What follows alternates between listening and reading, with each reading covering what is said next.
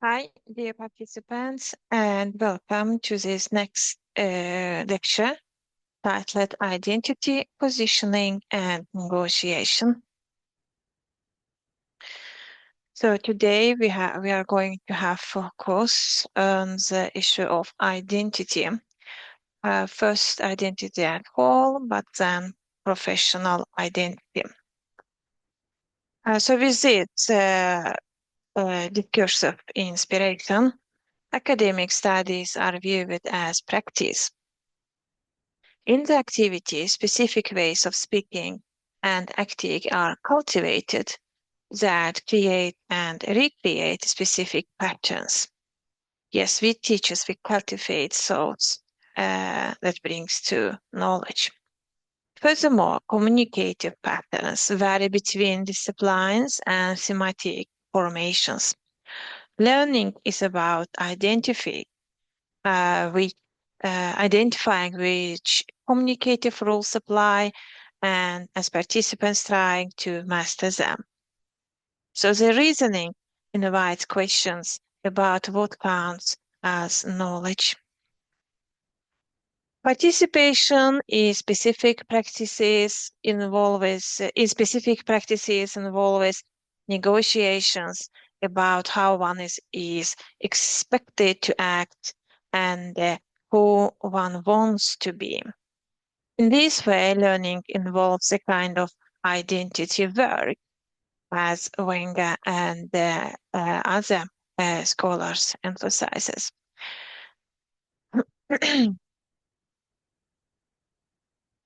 The concept of identity it should be understood here as non-essentialist in the sense that people use different aspects of themselves depending on context and situation. It can be about being a parent, professional, student, neighbor, sibling, friend, partner, so on. Instead of people being seen as individual actors who act entirely on their own terms, the context and social interaction are important for which identities are possible.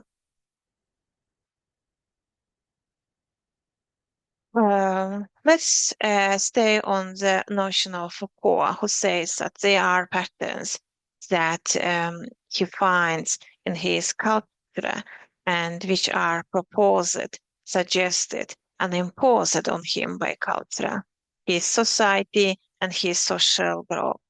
He or her, it's about individuals' view of identity.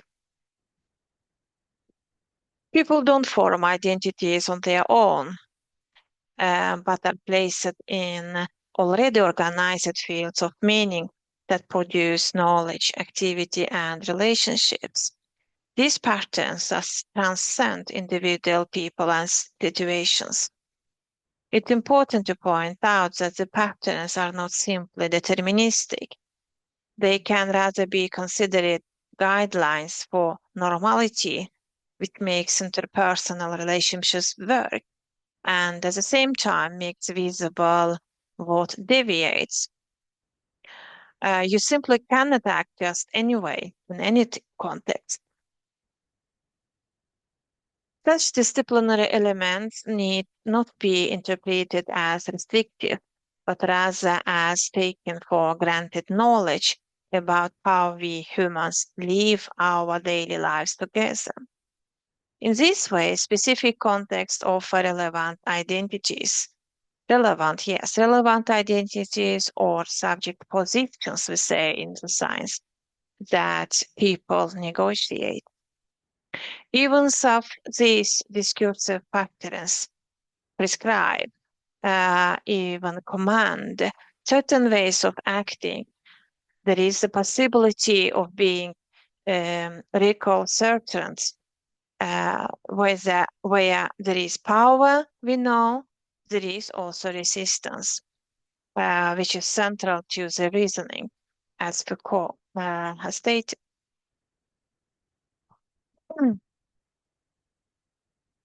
An essential aspect of seeing learning as identity work is the importance of the participant being willing to engage in the discursive practice. In academic studies, it's about being able to consider yourself as a student, more or less successful student, and being able to see the relevance of your studies for future commitments, such as a future profession. Put differently, one uses and sees points in participation as well as taking up relevant subject positions with limitations and possibilities. The student can be staged as a scholarly text reader, a generally educated person, critical thinker, a discussion-oriented fellow student, a creative writer, and an interested listener on certain occasions, to name a few more flexible variants or identities. Students also need the experience that their participation is valued. It's very important to remember to value, as a teacher, you should value the participation of your students. So students need to hear it, to feel it, as experience that their participation is valued and accepted by actors involved in the activity, such as teaching teachers. Of course, it's also possible for a student to act based on varying interests in relation to their studies. Attention can be directed elsewhere for various reasons, as everyday life as an adult includes various commitments, or even distance themselves from their studies as a kind of identity mark. The negotiations that are shaped around claims about who one is expected to be in academic studies can be seen in the light of other identities and social affiliations in the context of a person's life. When learning becomes a matter of identity creation, it becomes striking how context and social affiliations become connected to each other. The identity as a student in academic studies should be related to other established identities that the adult uses, such as being a parent, artist, urbanite, partner, recreational musician, family breadwinner, computer gamer, and heterosexual. Some identities work well together and become each other's resources, while others create conflicts and contradictions. In this way, both compliant and recalcitrant positions can be formed in studies. The picture that emerges is that learning becomes a matter of belonging and membership in specific contexts. Such processes have sometimes been described as movements in specific practices from periphery to center. With the concepts of inside a position and outside a position, Rogoff, for example, points out how different positions provide different conditions for handling the communicative patterns that have been formed. Rogoff states, outsiders are newcomers to the meaning system with limited understanding of how practices fit together and how they have developed from prior events. At the same time, they are faced with the assumptions of the community members who invariably attempt to figure out what the outsider's role is in the community using their categories of how to treat the newcomer. Rogoff's quote shows differences between positions, but also dilemmas that can arise from belonging to different practices with different communicative patterns. If the reasoning is applied to academic studies, The meeting between teacher and student can be seen as a game about meaning or negotiations about prevailing logics in the context. As a newcomer, you may have to struggle with identifying how to shape your identity as a student, what you do in both teaching and more leisure-led activities around the university, and what requirements are set to pass the needle's eye. Getting to know a new context, such as university, can create conflicting experiences of both joy and hard work. Newcomers with recent experiences from primary and secondary school, high school, may notice that the identity of a university student is markedly different from that of a high school student. Similarly, adults with solid work experience and established professional identities may suddenly experience life as both uncertain and risky when the identity as a student is to be staged. As an experienced teacher, it may be difficult to alienate oneself from the very familiar activity. What is taken for granted can be more or less impossible to make visible, like the popular expression, the fish is the last to discover the water. However, from another position, as an outsider or newcomer to the activity, what is happening can appear completely different. If you also claim to belong to the context, the question arises, how do you actually become part of this activity?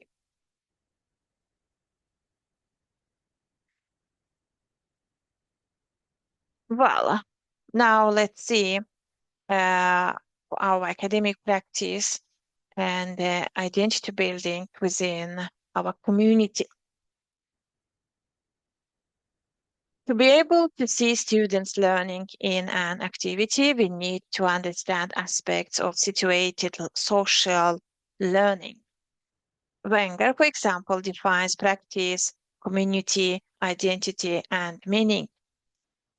I illustrate the aspects using data from university course and define it as an analyzable practice in which a defined group of participants participates. The practice consists of students and teachers who share a community based on mutual commitment, an idea about the implementation and goals of the course. This practice consists also of a common base of thought and action patterns for implementing the course. By participating in the course, students test and further develop their ability to participate in an internship. Learning to be a course participant is also important. For example, for those studying television production, the internship aspect means that you are part of a mutual agreement with other people around the project. This includes knowledge of basic ways of thinking and acting that are functional for the course and accepted by the participants. The course provides a community that participants can choose to engage with, but they can also distance themselves and reflect on how participation fits into their endeavors. This distancing allows them to choose action options, such as choosing a lecture, asking questions of the teacher, or starting a network with course participants with a view to business collaboration after the training. For those studying television production, the community provides an opportunity to engage in an object of knowledge through collaboration with others and with other resources.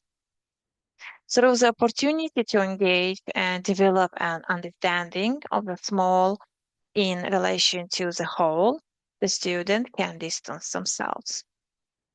The student can consider the course and participation in relation to the goals of the education and to personal goals. Studying television production is just one example. It can be applied to all kinds of courses and programs.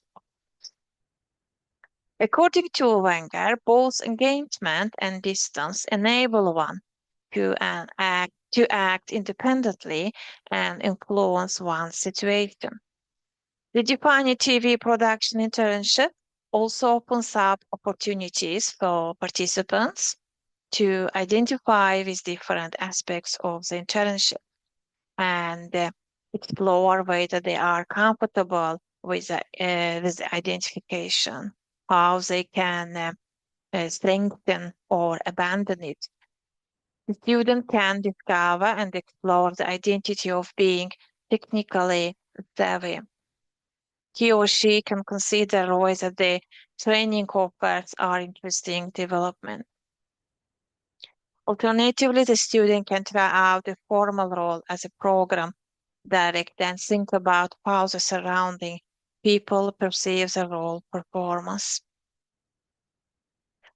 One aspect of learning that Wenger calls meaning refers to the possibility of perceiving our engagement in the world as meaningful. That meanings are meaningful for trainees is evident from the relationships to other aspects. An education can be meaningful as a traineeship because it becomes part of and gives structure to everyday life. As a community, it can be meaningful because it gives one the opportunity to get involved and participate in a social context. As an identity, the community becomes meaningful because one can identify with different roles and explore whether they offer interesting future prospects. The question is whether meaningfulness can also be answered based on the individual's ability and opportunity to make the current situation interesting in connection with oneself as a person, in connection with a future professional practice, or in connection with the society of which the person is a part. Let's see at this point, how negotiation and meaning depending on our power or leads to power. So participating in a community of practice involves negotiating with other participants about what things mean and how tasks should be carried out. Meaning negotiation, as Wenger describes it, can be understood from the perspective of a teaching situation. When students and teachers meet, they can raise questions of content and form and discuss how to perceive the specific content and how to understand it. If the matter concerns a legal issue, the parties can discuss how a course assignment should be completed and reported. In such discussions, the participants refer to what is written in the book, what the study guide says, or what has emerged from program councils or similar. Wenger calls what participants refer to objectifications with the content we can talk about. The basis of meaning negotiation lies in the tension between participation in the meeting between people, where anything can happen. It's on the one hand. And on the other hand, it lies on the objectification but traces and lasting expressions such as documents, policies, and similar products. There are many objectifications that influence the kind of participation that's possible, especially within such a historically rooted phenomenon as formal education. An example of a long-lived and powerfully governing objectification is teaching spaces. A tour of any university will show the dominance of teaching spaces where the teacher is positioned as an actor with access to presentation tools and where student participation can be understood as passive and often in the form of individual listening and observation. In today's information society, some teaching spaces are designed based on radically different ideas about studying, teaching, and learning. Here is just some pictures from our universities, our spaces, and such kind of classrooms are called active learning classrooms. So we can book ALC locals. Yeah, it's our as an option. Another example of a powerful objectification is a goal document with expected learning outcomes. Goal statements drive in administrative, organizational, and planning practices. And the meaning then plays a role in teaching practices. That's in the meeting between students and teachers. Goal statements are the focus of the meaning negotiation.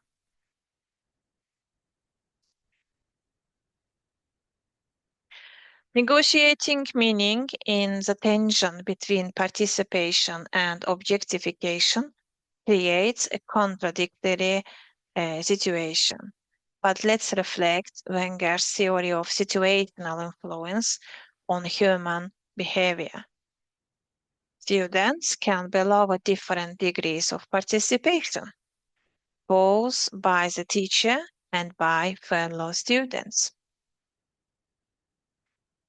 Objectifications can also control which negotiation can be examined.